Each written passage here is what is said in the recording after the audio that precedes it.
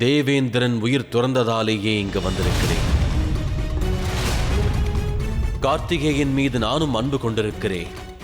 நாராயணரும் அவன் மீது பிரியம் கொண்டிருக்கிறார்.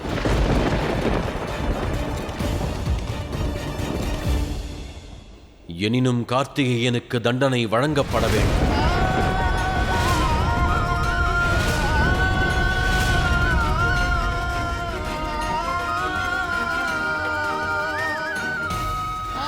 நாராயணா, தீர விசாரிக்காமல் தண்டனை ஏதும் தர வேண்டாம்.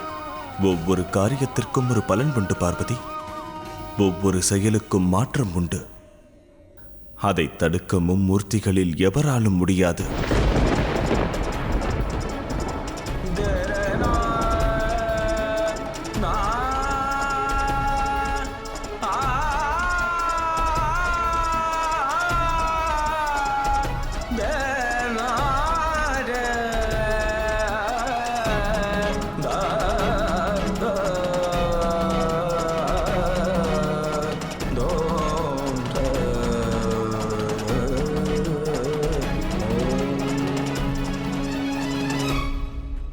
தாங்கள் எனக்காக எவரிடமும் கைகூப்ப வேண்டாம் தாயே. நான் என்னுடைய கர்மத்தை செய்தேன். அதில் எனக்கு எந்த வருத்தமும் இல்லை தாயே. இனி மும்மூர்த்திகள் அவர்கள் கர்மத்தை செய்யட்டும்.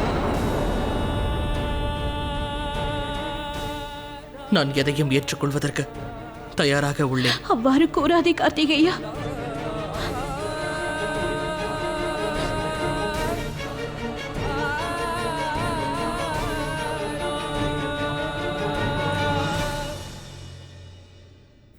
என்னுடைய தவறுக்கான தண்டனையை ஏற்றுக்கொள்வதற்கு நான் தயாராக உள்ளேன் தந்தையே. மகாதேவா, மன்னித்தருளும். ஒரு புதல்வன் தன் தாயின் மீது கொண்டிருக்கும் அன்பிற்கு தண்டனை தருவீர்களா?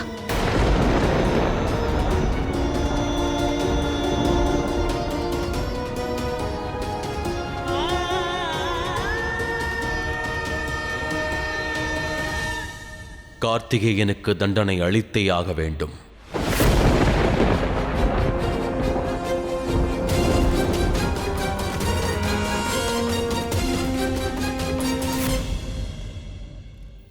அந்த கார்த்திகேயனை இந்திரன் தான் தேவசேனையின் சேனாதிபதி ஆக்கினான். அவனே எதற்காக இந்திரனை கொன்றான்? ஏனெனில் இந்திரன் தவம் புரிந்து கொண்டிருக்கும் மகிஷாசுரனை கொல்ல நினைத்தான். கார்த்திகேயன் அதை தேவ பரம்பரைக்கு எதிரானது என்று கூறி தடுக்க நினைத்தான். இருவருக்கும் யுத்தம் நடந்தது. பிறகு கொன்றுவிட்டானா? பொய்! அசுரர்களை கொல்வதை தேவர்கள் ஏன் தடுக்கப் போகின்றார்கள்? இது ஏதோ சதித்திட்டம் போல் தோன்றுகிறது தமையா. இப்போது என்ன செய்வது? அதற்கு முன்பாக நாம் மகிஷாசுரனை காக்கும் உபாயத்தை கண்டுபிடித்தாக வேண்டும். இந்த தேவர்கள் அவனை தடுத்து விடக்கூடாது. இதுவரை நடந்தது அனைத்தும் நமக்கு நன்மை அளிப்பதே ஆகும். நம்முடைய எதிரி இந்திரன் இறந்து விட்டான். மேலும் நமக்கு அச்சுறுத்தலாக விளங்கும் அந்த கார்த்திகேயனும் இப்போது தண்டிக்கப்பட்டு விடுவான். அவனுக்கு தண்டனை அளிப்பதை பார்த்து பார்வதியும் மனம் உடைந்து விடுவாள். உடைந்து போன ஒருவரை வீழ்த்துவதற்கு நம்முடைய சிறு முயற்சியே போதும் நிசும்பா.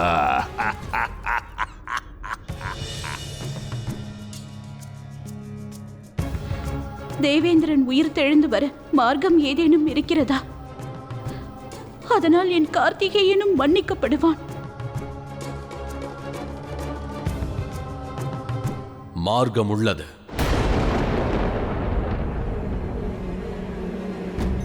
இந்திரனை மீண்டும் உயிர்ப்பிக்க மார்க்கம் ஒன்றுள்ளது. ஏனெனில் பிரபஞ்சத்திற்கு அவன் மிகவும் அவசியம்.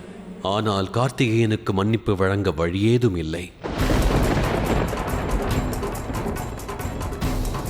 கார்த்திகேயனுக்கு தண்டனை நிச்சயம் வழங்கப்படும்.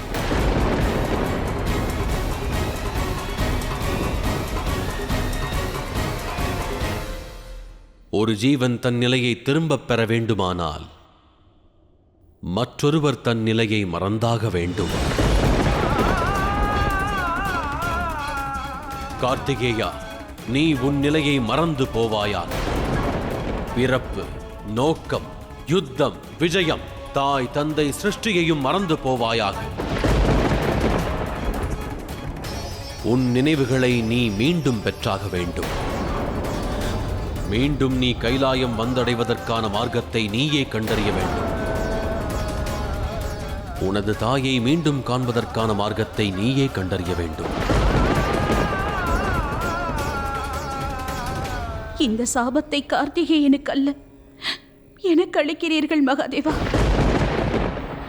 முதலில் குழந்தை இல்லாத சாபம் பெற்றேன். தாழ முடியாத அந்த துன்பத்திற்கு பிறகு அந்த சாபம் முடிவுற்ற போது என் குழந்தை என்னை விட்டு பிரிந்திருந்தான்.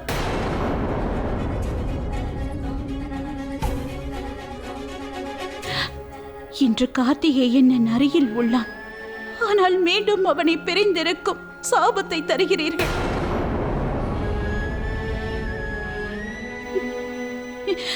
இது எனக்கு தாங்கள் அளிக்கும் சாபம் தானே?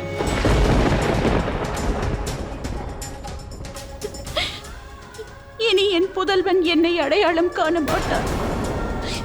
எனது அருகில் இருந்தும் கூட அறியாதவன் போல் நடந்து கொள்வான்.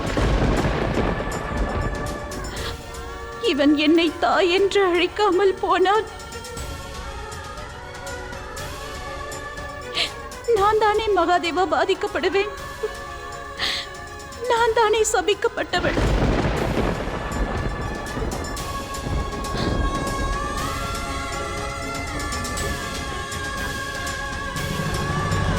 கவலை கொள்ளாதீர்கள் தாயே. எனக்கு கிடைத்துள்ளது தண்டனை தான், மரணம் அல்ல. நான் விரைவில் இங்கு வருவேன். தங்களை வந்து அடைவேன்.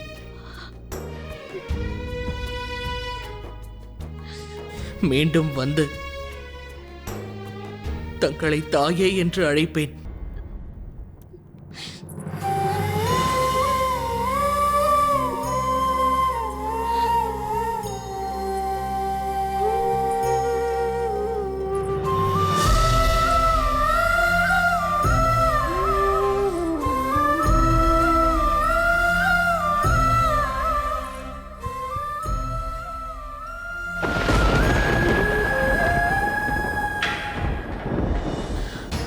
நான் தங்களையும் கண்டடைவேன் தந்தையே. என் தாயையும் கண்டடைவதற்கான வழியையும் அடைவேன். மீண்டும் கைலாயத்திற்கு வருவதற்கு நிச்சயம் என்னுடைய பயணத்தை நான் பூர்த்தி செய்வேன்.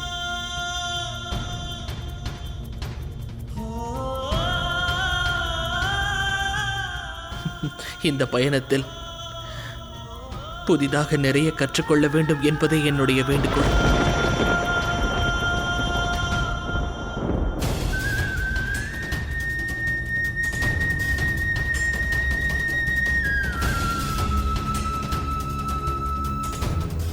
நான் என்னுடைய தண்டனையை ஏற்றுக்கொள்கிறேன் தந்தையே.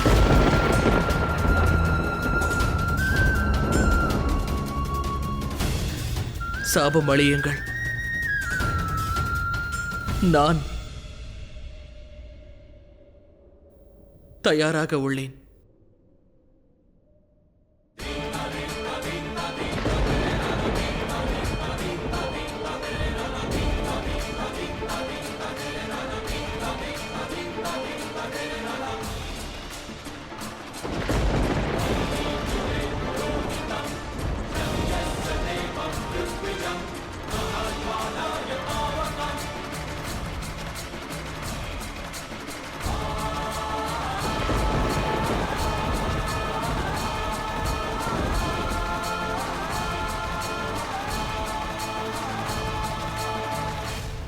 நிறுத்துங்கள் மகாதேவா.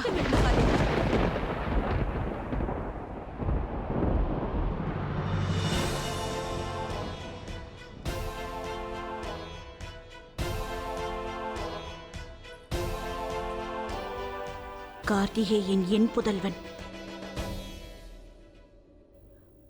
அதனால் அவன் செய்த கர்மத்தின் பொறுப்பை ஏற்றுக்கொள்ளும் உரிமை எனக்குள்ளது. நானே அதை ஏற்கிறேன்.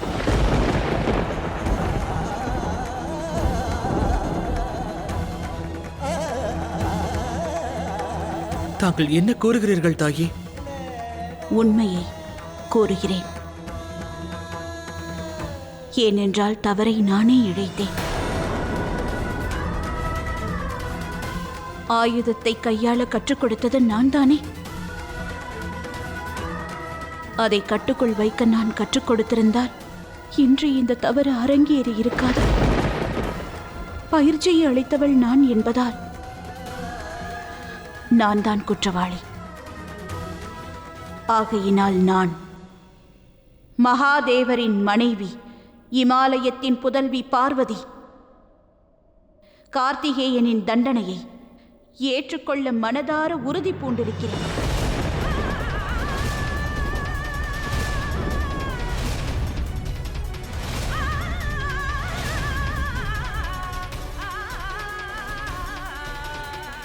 வேண்டாம் தாயே, இவ்வாறு செய்யாதீர்கள்.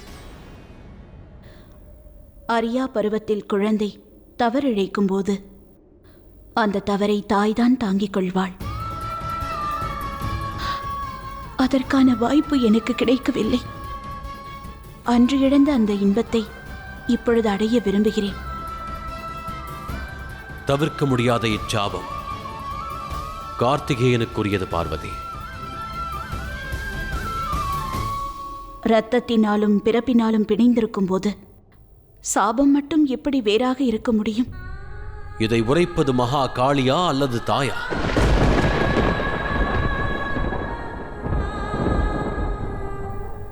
இந்த முடிவானது ஒரு தாயுடையதுமல்ல, மகா காளியுடையதுமல்ல. இந்த முடிவு தாய் காளியுடையது.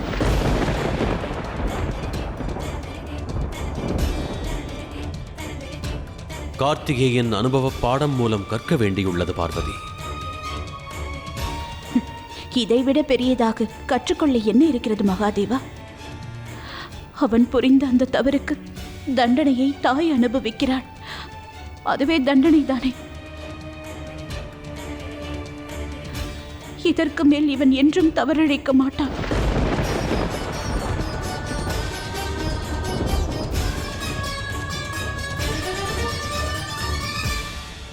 அனுமதி தாருங்கள் மகாதேவா. நான் நன்றாக அறிவேன், அனைத்தையும் நான் மறந்துவிட்டால் அதனால் வேதனை அடைய போவது தாங்கள்தான். ஆனால் எத்தனை முறை பிரிந்தாலும் எப்படியாவது நாம் மீண்டும் இணைந்து விடுவோம். அதை யாராலும் தடுக்க இயலாது.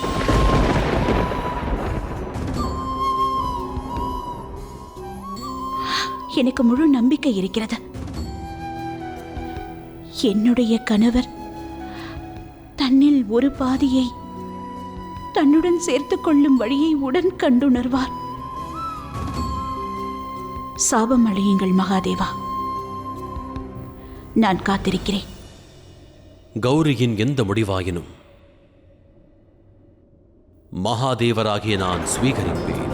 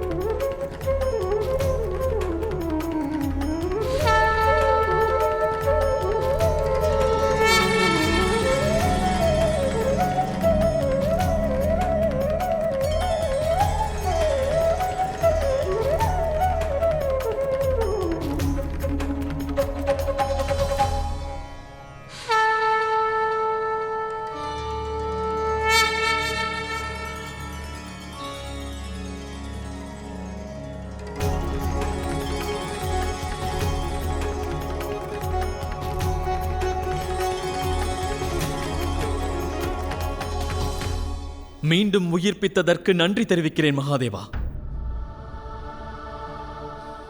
கார்த்திகேயன் இழைத்த தவறுக்கான தண்டனை என்பது முடிவாகிவிட்டது இந்திரதேவா. ஆனால் தாங்கள் இழைத்ததும் அனர்த்தமான செயலே ஆகும். நீ செய்த வினையின் பயனை பார்த்தாயா? இன்று நீ ஒரு புதல்வனை தாயிடமிருந்தும் ஒரு மனைவியை தன் கணவனிடமிருந்தும் பிரித்து விட்டாய்.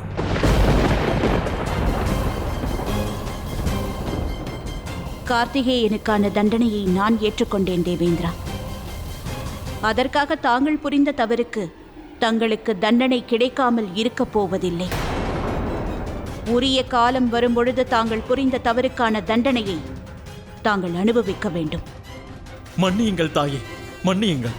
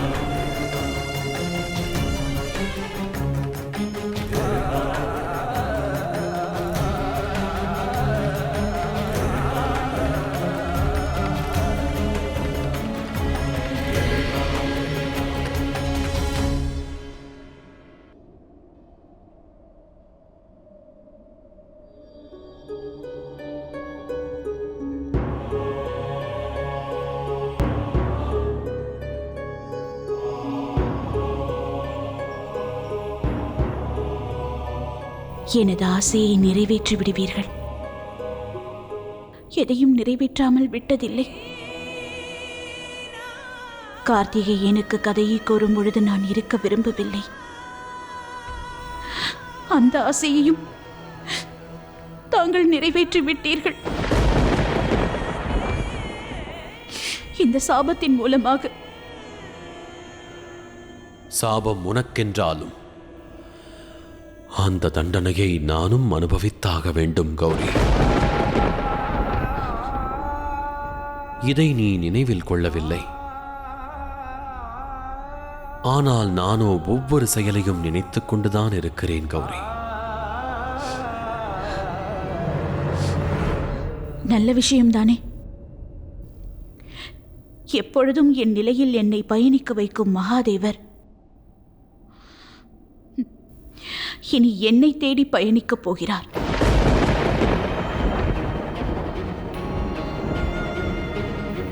தாங்கள் என்னை தேடி வரும் வரையில்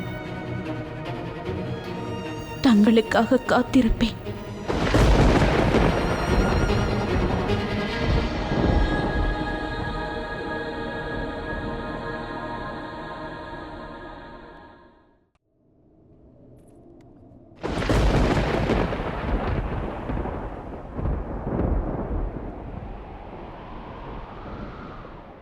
நான் புறப்படும் நேரம் வந்துவிட்டது. நான் இங்க இருக்கக்கூடாது.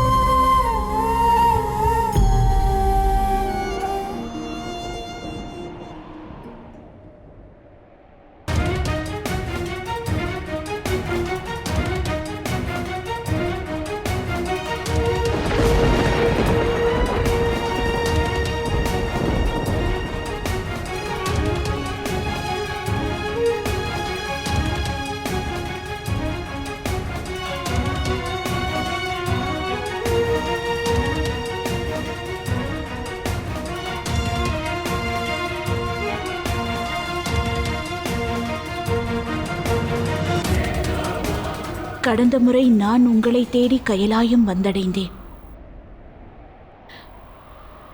இம்முறை தாங்கள் என்னை தேடி கைலாயத்தை விட்டு வர வேண்டியிருக்கும்.